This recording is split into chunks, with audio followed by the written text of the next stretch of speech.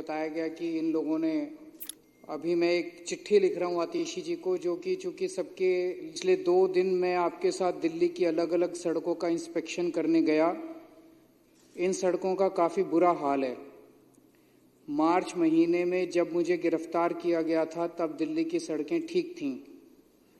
अभी कुछ दिन पहले मुझे इनका एक बड़ा नेता मिला। मैंने उससे पूछा कि मुझे दिल्ली को हमने ठप कर दिया। उसका जवाब सुन के मैं हैरान रह गया। तो क्या मुझे गिरफ्तार करने का उनका मकसद दिल्ली को ठप करना था? क्या उनका मकसद दिल्ली वालों को परेशान करना था? जनता के परेशान होने से कोई व्यक्ति या कोई पार्टी कैसे खुश हो सकते हैं? जाहिर है कि इनका मकसद था दिल्ली के काम रोक के आम आदमी पार्टी की सरकार को बदनाम करना, ताकि ये लोग दिल्ली के चुनाव जीत जाएं। कोई पार्टी वोट लेने की खातिर और चुनाव जीतने की खातिर इतना कैसे गिर सकती है कि 2 करोड़ लोगों की जिंदगी बेहाल कर दे? हम लोग ऐसे नहीं हैं। हम लोग राजनीति में जनता की सेवा करने के लिए आए हैं। अब हमें युद्ध स्तर पे काम करना पड़ेगा। दिल्ली के सभी रुके हुए काम शुरू करवाने हैं। इस बार बारिश भी बहुत हुई है, इस वजह से दिल्ली की कई सड़कें खराब हो गई हैं। कृपया सभी मंत्रियों और विधायकों के साथ सड़क पे उतर के एक असेसमेंट करवा लें कि कौन कौन सी सड़कें खराब हैं और उनका तुरंत रिपेयर शुरू करवा दें। हमें रात दिन मेहनत करनी पड़ेगी। दिल्ली के सभी रुके हुए काम चालू करवाने होंगे। दिल्ली के लोगों के साथ मिलकर उनकी सभी परेशानियों को दूर करना पड़ेगा। मैं 1 मिनट ये चिट्ठी आतिशी जी को देना चाहता हूँ। आप रुकिए।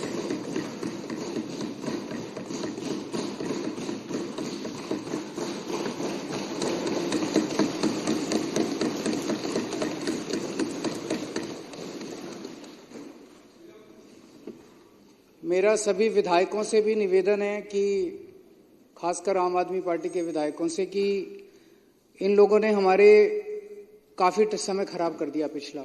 पहले मनीष जी को गिरफ्तार करके, फिर मुझे गिरफ्तार करके, और उसके पहले कोरोना हो गया था, उसमें काफ़ी टाइम चला गया था। अब अपने को रात दिन मेहनत करनी पड़ेगी, बहुत मेहनत करनी पड़ेगी। हम सब लोग जनता की सेवा करने के लिए राजनीति के अंदर आए हैं। तो आने वाले कुछ दिनों के अंदर हमें ये सबकी ड्यूटी लगाई जाएगी। सबको रात को या सुबह अर्ली मॉर्निंग निकल के सड़कों का मुआयना करना पड़ेगा। जो जो सड़कें टूटी हुई हैं उनकी एक असेसमेंट कर लेते हैं और उन सारी सड़कों का एक साथ रिपेयर करने का, खासकर पीडब्ल्यूडी की सड़कें जो है रिपेयर करने का ऑर्डर आतिशी दे देंगी, ताकि सारी सड़कें एक साथ रिपेयर की जा सकें।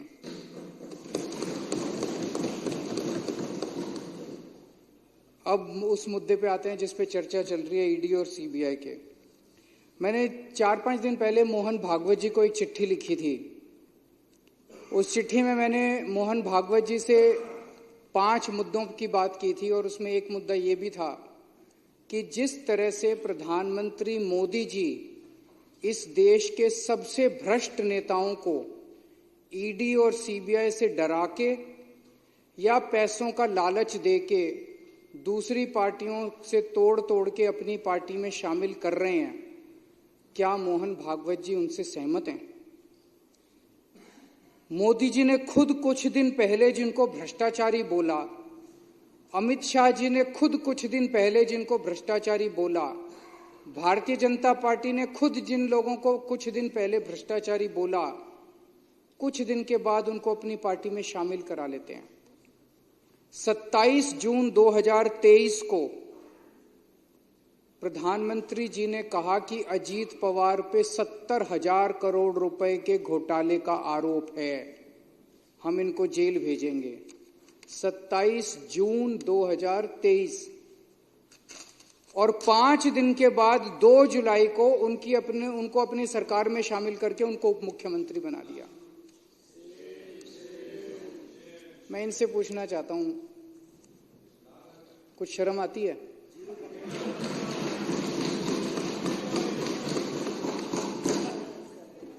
चलो हम तो सारे के सारे खराब हैं, पर आपका प्रधानमंत्री 27 जून को जिस आदमी पे 70,000 करोड़ रुपए के भ्रष्टाचार का आरोप लगाता है और 5 दिन के बाद 2 जुलाई को उसको अपना उप मुख्यमंत्री बना लेता है, क्या मुंह दिखाते हो यार? जब अपनी गली में अपने घर जाते हो आप लोग, पूरी दुनिया को क्या मुंह दिखाओगे कि ऐसी पार्टी में आप लोग हो? 22 जुलाई 2015 को भारतीय जनता पार्टी एक वो निकालती है असम के अंदर, उसमें कहती है कि हेमंत बिश्व शर्मा बहुत बड़ा भ्रष्टाचारी है। 22 जुलाई 2015 को, और एक महीने के बाद 23 अगस्त 2015 को उसको अपनी पार्टी में शामिल कर लेते हैं। ऐसे 25 नगीने हैं मोदी जी के, हीरे हैं जो चुन चुन के मोदी जी ने दूसरी पार्टियों से इकट्ठे किए हैं। ये मोदी जी के बहुत करीब हैं, चुन चुन के वो दूसरी पार्टियों से लेके आए। उनके ऊपर जितना कचरा था, गंद था, सारा साफ किया मोदी जी ने, सारे केस उनके धोए। अजीत पवार एनसीपी के होते थे, इनके ऊपर इकोनॉमिक ऑफेंसेस विंग का केस था, ईडी का केस था, दोनों केस बंद करवा दिए मोदी जी ने। प्रफुल्ल पटेल एनसीपी के नेता थे, सीबीआई का केस था, ईडी का केस था, दोनों केस बंद करवा दिए मोदी जी ने, अपनी पार्टी में शामिल कर लिया प्रधानमंत्री जी ने। प्रताप सरनायक शिवसेना का नेता था, इस पे ईडी का केस था, ईओडब्ल्यू का केस था, दोनों केस बंद करवा दिए मोदी जी ने, आप इस बीजेपी में शामिल कर लिया। हेमंत बिश्व शर्मा कांग्रेस का नेता था, सीबीआई का केस था, ठंडे बस्ते में डाल दिया, इसको अपनी पार्टी में शामिल कर लिया। हसन मुशर्रफ एनसीपी का नेता था, ईडी का केस था, ठंडे बस्ते में डाल दिया, मोदी जी ने इसको अपनी पार्टी में शामिल कर लिया। भावना गवाली शिवसेना की नेता थी, ईडी का केस था इस पे।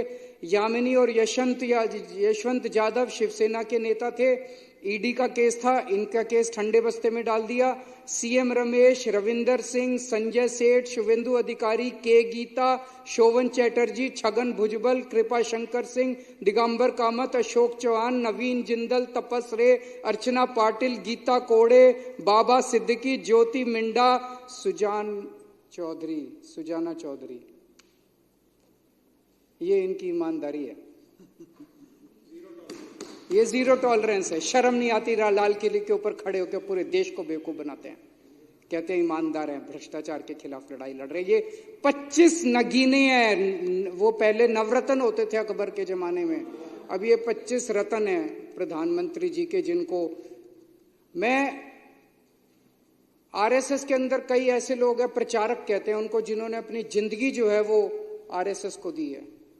वो जब घर घर जाते होंगे, क्या कह के वो जनता का सामना करते होंगे कि जिस आदमी को प्रधानमंत्री ने 2 दिन पहले कहा कि 70,000 करोड़ का घोटाला हो गया, सारे बीजेपी वाले, आरएसएस वालों ने व्हाट्सएप ग्रुप पे उसको भेजा लोगों को कि 70,000 करोड़ का घोटाला। आज प्रधानमंत्री ने 5 दिन बाद उसको अपने यहाँ शामिल करके उसको उप मुख्यमंत्री बना दिया। क्या शक्ल दिखाते हैं ये लोग।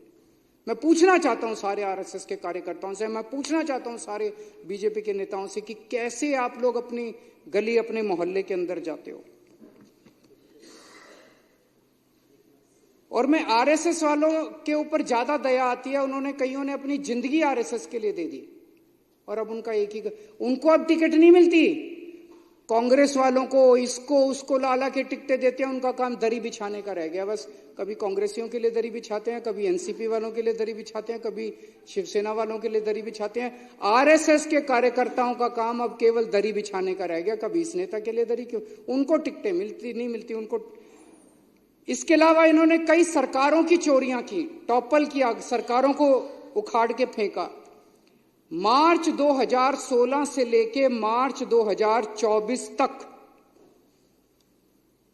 प्रधानमंत्री मोदी जी ने 13 राज्य सरकारों को 15 बार गिराने की कोशिश की और उसमें से 10 सरकारों को गिराने में सफल हो गए। ये सरकारें नहीं गिराई, ये सरकारों की चोरी की है। ईडी और सीबीआई को भेज के, उनको धमकी देके, उनको लालच देके, पैसे से खरीद के उनकी सरकारों की चोरी की है इन लोगों ने। ये कोई मामूली वो नहीं है कि सरकारें गिरा दी। उत्तराखंड में मार्च 2016 में इन्होंने 9 कांग्रेस के एमएलए तोड़ के और हरीश रावत की सरकार गिराई।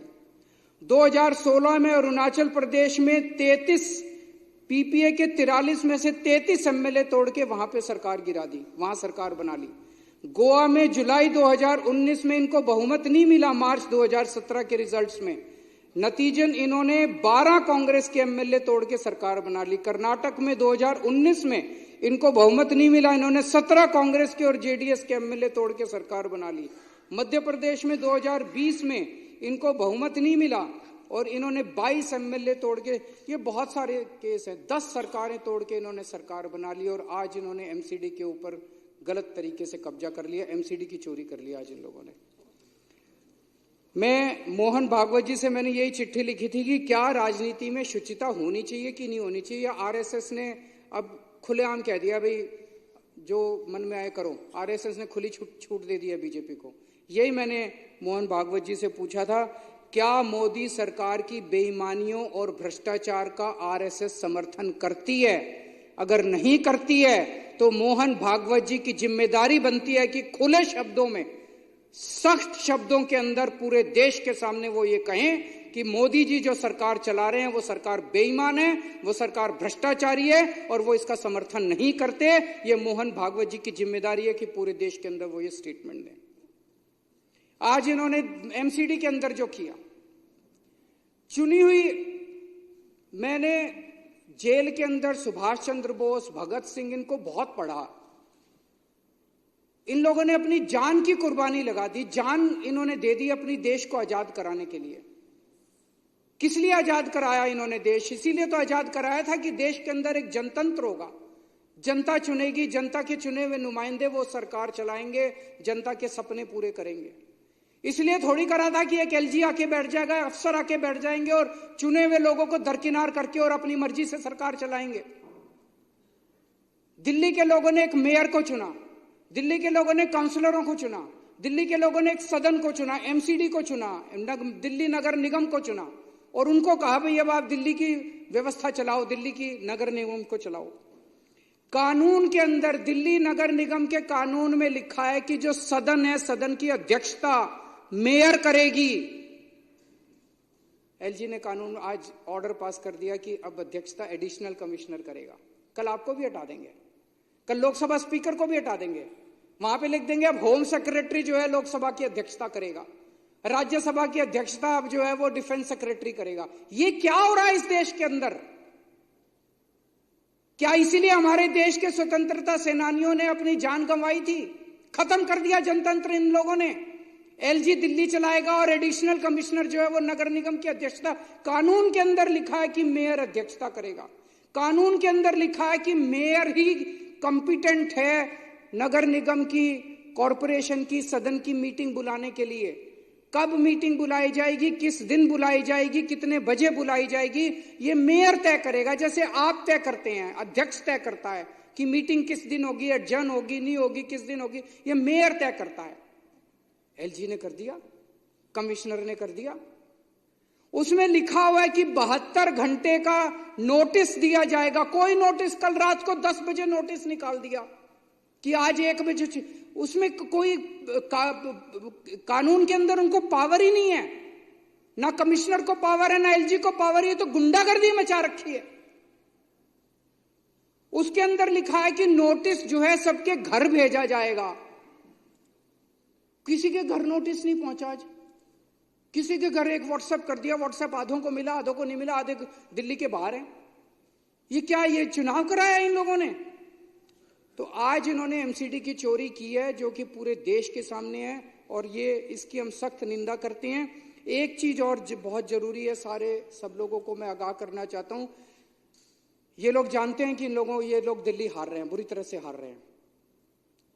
अब जो मेरे को पता चला है, इन्हीं के नेताओं ने मेरे को बताया, इनके नेताओं ने मुझे बताया कि बहुत बड़े स्तर पे आम आदमी पार्टी के वोट काटने का और फर्जी वोट डलवाने का काम इन लोगों ने शुरू कर दिया है। इन लोगों ने हर कॉलोनी में कुछ पेड एम्प्लॉयज रखे हैं। वो पेड एम्प्लॉयज घर घर जा रहे हैं, जो सब लोग समझ लेना, वो घर घर जा रहे हैं, उनसे पूछ रहे हैं आप किस पार्टी को वोट देते हो जी, किस पार्टी के हो। अगर कोई गलती से कह दे आम आदमी पार्टी का हो तो उसका वोट कटवा देंगे। तो एक तो मैं दिल्ली की जनता को कहना चाहता हूं कि रोज इलेक्शन कमीशन की वेबसाइट पे जाके अपना वोट चेक कर लेना कि वोट कटवा तो नहीं दिया किसी ने। दूसरा, अगर कोई आपके घर पूछने आए कि आप किस पार्टी को वोट देते हो, आप कह देना बीजेपी को वोट देते हैं। फिर आप सेफ हैं, फिर आपका वोट नहीं कटेगा। आप झूठ बोल देना बीजेपी को वोट देते हैं, फिर आपका वोट सेफ है, आपका वोट नहीं कटेगा। और डेली अपने वोट चेक करना। और सारे मैं विधायकों को भी कहना चाहता हूं कि अपने अपने विधानसभा के अंदर जितने बूथ लेवल के आपके वॉलंटियर्स हैं उनको आगाह कर दीजिए। डेली बेसिस पे चेक करें किसका वोट कटा, किसका वोट डला, वो ठीक डल रहे हैं, गलत डल रहे हैं, इसके ऊपर अपने को निगाह रखनी है। और इतनी बुरी राजनीति मैंने कभी नहीं देखी थी। मेरा तो छोटा सा राजनीतिक जीवन है, मैं तो 10-12 साल से ही राजनीति में हूँ, लेकिन इतनी बुरी राजनीति मैंने देश के अंदर कभी नहीं देखी थी। और मैं उम्मीद करता हूं कि हमसे जो बन पड़ेगा हम वो सब करेंगे देश की राजनीति को साफ करने के लिए। उसी के लिए आए हैं, देश राजनीति को साफ करना और जनता की सेवा करनी है। भगवान हमें अपना आशीर्वाद दे और हमें अपनी दिशा दिखाता रहे। बहुत बहुत शुक्रिया। आपको ये खबर कैसी लगी है उस पर अपनी राय कमेंट बॉक्स में जाकर जरूर दें। अभी तक हमारे चैनल को आपने सब्सक्राइब ना किया हो तो सब्सक्राइब बटन पर क्लिक करें, बेल आइकन को प्रेस करें, जिससे कि हमारी पढ़ने वाली प्रत्येक खबर का नया नोटिफिकेशन सबसे पहले आपको प्राप्त हो। आपसे निवेदन है कि अभी तक हमको ज्वाइन ना किया हो तो ज्वाइन बटन पर क्लिक करके ज्वाइन कर सकते हैं। हम फिर मिलेंगे एक नई खबर के साथ, तब तक आप हमको इजाज़त दीजिए। जय भारत, जय हिंद।